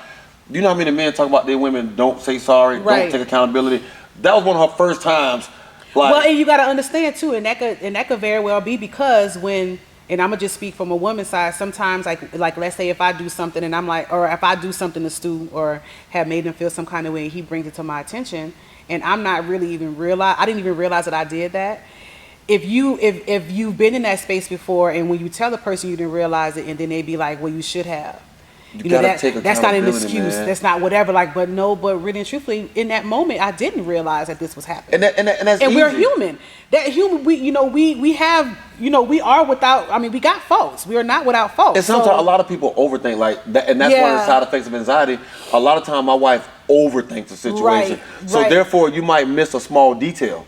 You know what I'm saying? But that changed our relationship. That's dope. Yeah. And you know, and that's why I'm definitely going to take you up on your offer. I got a guy I want to bring in. His name is Terrence Porter, Mr. IBIM. He's IG motivational speaker. Okay. You know, I bet I don't want to disrespect him. I want to make sure I give him the correct accolade. Yeah. 100,000 followers. Like, he's so positive. And I told him about you, and what we were, because you and I talked about this before, because this mental health is going to go right into that relationship series. Yeah. So I definitely want to get into that with you. I want us to have a 3-panel, basically like a 3-panel, whatever, to talk about this, because it's going to go into that, because it is a lot of relationships. Like, a lot of men can't be themselves within that relationship. If it was a single man, this would be a totally different conversation. I'm talking to a lot of married men. A lot of men are in relationships, and their women don't understand them. They don't understand that our mental capacity, is fragile at times. That we need to have a safe space. And like now my wife, after all these years, she's created a safe space for me to talk to her. So now I find myself being more vulnerable, because at one point I was trying to think for her. I'm like, she can't handle this. She told me, she said, stop thinking I can't handle it. Give me a chance. Right. Give me a chance. Give me a chance to process it. I can learn it. Maybe the next time I can probably process it better, because I want to give her a little bit. And she was like, what's going on? I'm like, well, I said, I can't. And I told her, I broke down. I said, I can't tell you everything because I know you can't handle it. And she started crying again, because she was like, that hurt her. Yeah, because she felt you making her feel weak. Yeah, she felt like, she was like, I'm your wife. I'm supposed to be here. And I'm like, and I'm letting her know. I told her, I say, honestly, I feel like I carry the both of us. And I'm not talking about financially. I'm talking about mentally, because I know what you can handle and what you can't handle. And I'm one of them people, like, if I can be sick and my wife not be sick, I want to take on her sickness. Right. When she has pain, I want to take on her pain, because I don't want her to have that pain. I'm like that with my friends. And like I said, everything hit a wall last year, and I told her this year I have to hit the renewal button. I got to hit the reset button. I got to detoxify. I have nothing to give anybody. I'm on E. I'm on 1%. I need to charge up, because all this stuff I've I was in a fatal car accident back in 2013. A lot of people don't know that. It's very emotional talking about it. I've never had a chance to process that. And I'm gonna tell you another thing that keeps me from processing it is because that person had a family, And mentally, I feel like when I go to feeling sorry for myself, I feel like I'm disrespecting them. Right. I So feel you. I have a mental block up when it comes to me feeling sorry for myself because I'm like, they lost someone. You didn't lose no one. Well, I'm gonna tell you, at least you have the remorse. Speaking of, today is October 1st. Today is the 20th anniversary of my best friend and her mother was killed by a drunk driver. And he served 15 years in prison. He is out. But there was no remorse, during that time. There was no, no thought, no whatever. So at least you got remorse. Yeah, I mean, but you do need to process it. I'm human, and you know what? And like I told her, I blame myself. It's a lot of things. Having kids outside of the house. You know what I'm saying? That other parent having different ideologies than you. Now you bring in, they have a spouse now. I have a spouse now. That's 4 different opinions instead of 2 different opinions. Yeah. Like right now, you and Stu, y'all can work something out in the house, come to a happy medium. So if me and my child's mother don't agree, that husband might be on her side. Yeah. He might be on my side, so that's going to cause friction over there. Over there, right. My wife might not agree with what me and her came up with. Right. So I'm carrying that. I got my own business. You know what I'm saying? Being an entrepreneur, that's a lot to think about every day because guess what? If people don't show up to get their haircut, I don't eat. Facts. My wife go to work, the computers go down, something going on. They still get paid. They still get paid.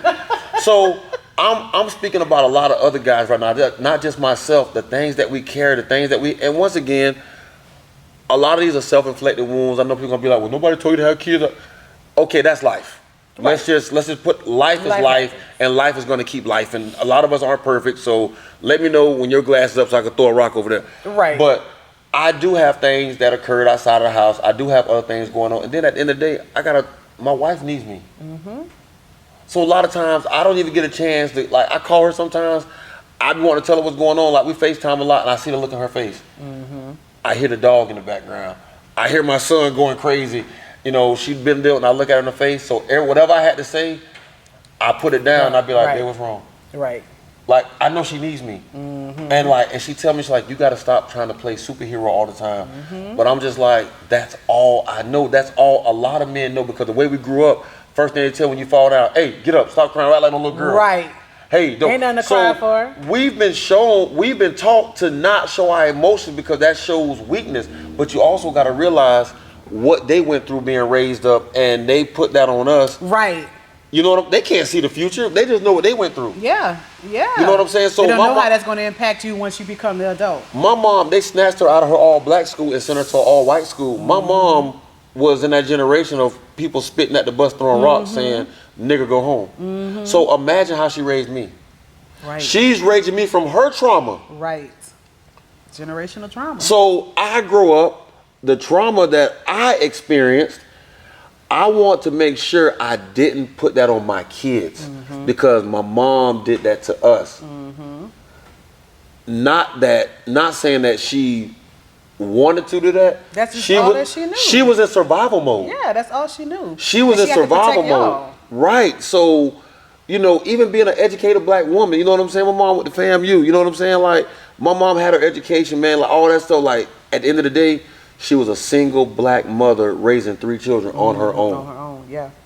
You know what I'm saying? With low income. Yep. Had a lot of pride. There was no food stamps. Right. There was no welfare. Right. So a lot of them nights was egg sandwiches, maybe some grits. We never went to bed hungry. Lights never got cut off. Water never got cut off. My kids don't know about during the wintertime, she turned the oven on. We got towels. Open that oven up. Open the oven up, you know what I'm saying, to get some heat in the house. We got towels around the window. She can't afford to put kerosene. We had the kerosene tanks in the back of the house for the heat. She can't afford that. She want to save it because she know a colder day is coming. Right. So this day is kind of cold. We're going to get by. I need to save that a little bit for that colder day because I don't get paid till next week. I'm living check to check.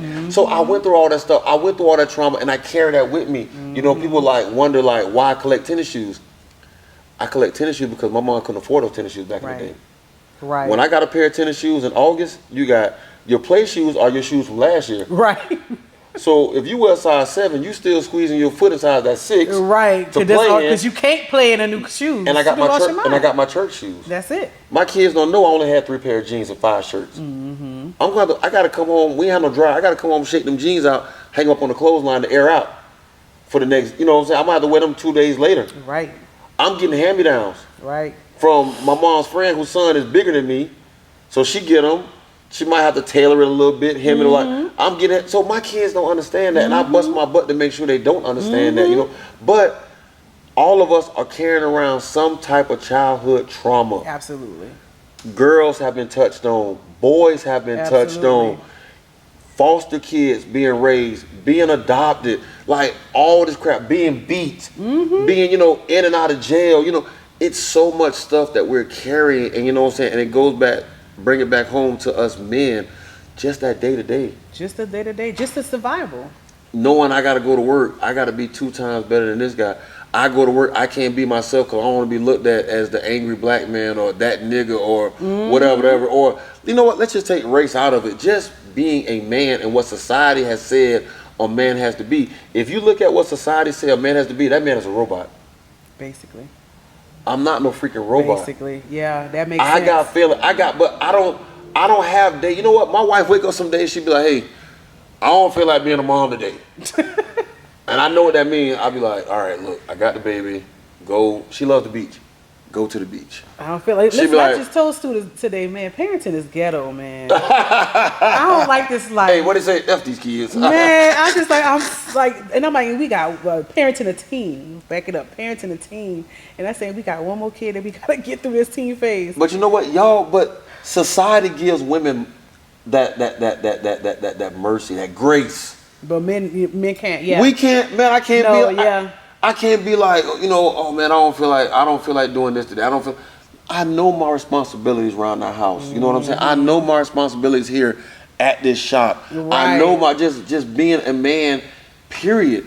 And it's so many men that don't have a safe space, that's going through mental health. They don't recognize the signs. They don't know what's going on. And guess what? They don't feel safe in their own house. Yep. So where the house they built, the house they pay bills in, the house they raising their kids in, where they live at, where they put their head, where they got all their trust, all their loyalty, all their finances, they don't feel safe enough in that space to express themselves, because guess what? Everything y'all feel like y'all need, we need it too. Yeah. No, absolutely. And before, I know we'll be getting to our time, because, you know, our football game, I believe, officially started. Yes, we can wrap But I this wanted up. to share with you, so what I did, I went online and in talking about resources for black mental health, you know, black men and mental health. There was this website, it's called blackmentalhealth.com. And they listed out, I would recommend people go to it because it's a lot that I have on here. But they listed like 8 resources or 8 places that you can go to search for mental health therapists, whether it's virtually or in person. 2 of them in particular I'll talk about is therapyforblackmen.org. And so what that allows you to do, you can go online, and it's very similar. I'm a part of Therapy for Black Girls, where you can go online, you can put in your zip code, and you'll be able to find a therapist just locally wherever you live. And this is across the United States. And then also Psychology Today. On Psychology Today, not only do you find therapists there, but you can find psychologists. So let's say if you are dealing with, like you notice you have some symptoms, but you can't put a name. What was that website? Psychology Today. So you may not be able to put a name to what you're feeling. You can actually look up psychologists. Psychologists are the ones who do the clinical assessment. They do these full-on assessments, sometimes 2 to 3 hours of assessing to determine and truly give you an understanding of what you're dealing with. All right, and you can also find psychiatrists on there, of course, you know, for medication. So I wanted to share both of those, but I found this entire list on blackmentalhealth.com. Blackmentalhealth.com. Yeah. And so that way people can just, they can go on there and maybe just browse. But it's a bunch of them. Black Men Heal. Blackmentalhealth.com. Yep. And I think, if you have I love that they created this link where you can actually just have the resources in one hand. And it has all different types of stuff, not just the therapist on there, but symptoms, signs, all those things for you. It's just a place where you could just go and just at least start. And I think that's what plagues a lot of us. We don't know what to look for. Right. So, I think a lot of men probably do want help. they just don't know they need help, and they don't know the signs to look for. And they don't know where to start. Like I would tell anybody, if you work in corporate America, just start with your insurance. If you have insurance, call your insurance company, or you can call them and have them do the work, or you can go online and look up mental health therapists. Usually your jobs will give you EAP, which is an employee assistance program. They give you free sessions. I always advocate for people to utilize their EAP first, so that way if you maybe need to try a couple of therapists, Hey, that's funny. It's funny you say that, because I'm looking at my last 3 points. I was going to ask you, so how do you find a therapist that fits you? Yeah. I always say start with, and if you want to go, want to find people for black people, of course, it's a therapy for black girls, therapy for black men. But start with your insurance, because the thing about it is sessions can be expensive, if you're trying to go self-pay. Did you read my bullet point? Because that was my next question. I was going to ask you, so right here it says, like, how many sessions does you think it take? Like, do I keep coming periodically? Can I be cured? Because these are questions, like, these aren't personally my questions. These are questions people ask when I tell them I've been to therapy, and it was like, well, are they going to cure me? How many times I got to go? Is that something I'm going to have to do over a course of time? So in all honesty, it really depends. So the way I typically do my sessions, I like to go in 3-month increments with my clients. Now, depending on what they're coming in, and here's the thing, normally you'll say, oh, I'm coming in because I got marital issues, or I'm coming in because I'm stressed at work, but it ended up being more deeper than that. Right. But I would say just, take it on a 3-month basis. I do recommend that people start weekly first, because you want to allow yourself, you got to rapport build. Now, of course, we're not kids, so children take a little bit longer to rapport build than adults. A lot of times my adults come on in the first session, they didn't spill their whole life, but I would say do a 3-month increment. Where you can give yourself the 3 months, kind of do a check-in, see where you're at. You may have also revealed some additional things in that 3 months, so you may need to go a little bit longer. Now, I'm a firm believer that you should always have a therapist. And you don't have to be seeing them every week, but I have a lot of people that are once a month clients now. They just want to do this check-in because life is going to continue to life. I feel like it's mental. It's like mental maintenance. It's maintenance. Yeah. Once you get to that, so you should be starting weekly.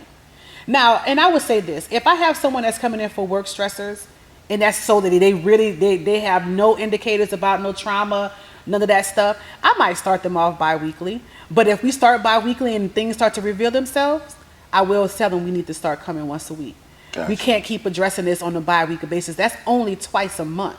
Gotcha. And you didn't reveal all this stuff. Right.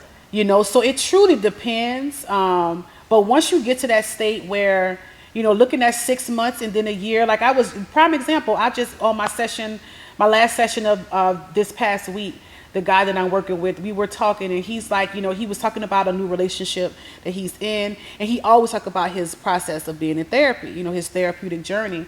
And he was like, how long have you been working together? So I went into my thing, and I'm like, dude, we're on our 43rd session. And he was like, really? I said, today is number 43. And, he's like, wow. And he's down, he does bi-weekly now, but he's like, I'm going to always have this, because again, you might be triggered by something and you can revert back. When it comes to being cured, I like to empower my clients. I'm not a miracle worker where you're going to come in and I am just going to fix you. I can't fix you. You're going to fix you. Right. I'm going to give you the tools you need. The resources. And you are solely responsible for implementing the things that I share with you. When I have a client that is stagnant and they're not making any changes, and we go through, did you do this? No, ma'am. Did you do this? No, ma'am. Well, how do you expect to feel better? Right. I can't kill you. I see you 1 hour a week. Right. That ain't enough. Some might even say, well, I want to see you 2 hours. I can see you 2 hours, but you still have to do the work. I am only the guide to what's going on. Even if you had to go to the point where you got on medication, it's still going to be up to you to take your medication. It's still going to be up to you to do your coping skills, being open and honest. So the work is on you. I'm just going to help you reveal the things that you need to work on, give you some of those tools, and then see how you're going to implement them. That makes sense. Last question. If anyone that's out there is interested in, employing your services. Oh, sure. Do you have, like, how would they get in contact with you? Well, they can actually find me I'm on Psychology Today, as well as, well, right now I'm on therapy for black girls, and I'm glad we're talking about it because I said I was going to sign up for the therapy for black men. But they can go through Psychology Today, or they can go simply on my website. It's www.sjscomprehensiveservicesllc.com. Gotcha. Okay, so they can simply find me there. I have a Facebook page, same, SGS Comprehensive. I keep everything very, very simple and very standard. But if they go on Psychology Today, my office location is out of 33647. So if they put in that zip code, which is New Tampa, if they put in that zip code, they'll be able to find me there too. Gotcha. I need a favor. Yes, sir. I need a therapist. You need a therapist? Can you help me find one? I can help you find one. All right. You a male, female, black? I'll text you. Because I keep my own. Yeah, because I know directory. I know certain therapists take certain insurance. So Yeah. I don't know what my insurance is offhand. So later on, I'll shoot you a text. Yeah, let me know. And let you know, because I definitely need a therapist. I've been looking for one. I don't want to be no hypocrite. And I'm gonna tell you, I love the people ask like, what's the difference between virtual? That may be something that they may say like, do I need to go into the office I'd versus rather being do virtual. I'm gonna be honest. In all the years of working in an outpatient setting, when people had to come to you in the office, I used to do in-home too, but that's a whole other ball game. I think it takes pressure off. When you go in-home? No, when you're doing virtual. Oh, I mean, Because I guess when you think about it, yes, because you're in your own space. You're comfortable. And you're comfortable. And so the barriers that I remember facing when I was in the office is, let's say if, it's storming, raining outside and you're trying to get to your session. The likelihood of somebody trying to get, and depending on where you live, now if you're close by, great. But if you're not, it's storming, raining, I'm going to be late, I'm not going to come. If you got a sick kid, you're not going to come. If you ain't got no gas. That don't bother me. And you know what? The virtual, I would rather, yeah. and us guys, man, it's hard for us to admit, when we need some help. Yeah, or, you know what I'm saying? It's all that tough bravado, I got it. And I think that would help a lot, especially a lot of guys I know. It'll eliminate the barriers. It'll eliminate the barrier. You can be in your own home, you can be on your phone, you can be on your iPad, be on your computer, and do it virtually. I just think that works out better for everyone. I definitely don't have a problem with that. So yeah, I would definitely look into that. I would definitely send that information to you. Yeah, let me know. I want to thank you so much, my Absolutely. Scorpion sister. And what I was gonna say, we got your website. I want to make sure, 'cause I always forget at the end of all these interviews, I always forget everything I'm supposed to say. So we got your website. Please subscribe. I definitely appreciate the comments. I appreciate the likes, but I need y'all to subscribe. Yes. Please subscribe. Shout out again to everyone with the merch. The merch will be available. I will let everyone know I do have a show coming up in November, and so all this merchandise, even my other brand, which I will mention later, all that stuff will be available for you guys to order. The mental health shirts won't be out till, when is Mental Health Month? Is that March? May? Well, they got one in November. So I might. It's a lot. It's because they got National Suicide Month, Mental Health Awareness, Black Mental Health. I'll make sure the Scatman shirt, I will make the Scatman shirt available. It'll be limited quantity. I'll make that available in November. Appreciate you guys for tuning in to the Gentleman's Hour. That's the show for today. Yes, sir. Next up is the relationship series I've been getting a lot. I seen all your inboxes. I seen all the DMs. The relationship series is coming, and it's gonna be good. It's gonna be good. Appreciate everyone. Talk to you later. Sound like money. Yo, T. What's good? Sound like money. The Gentleman's Hour podcast is coming.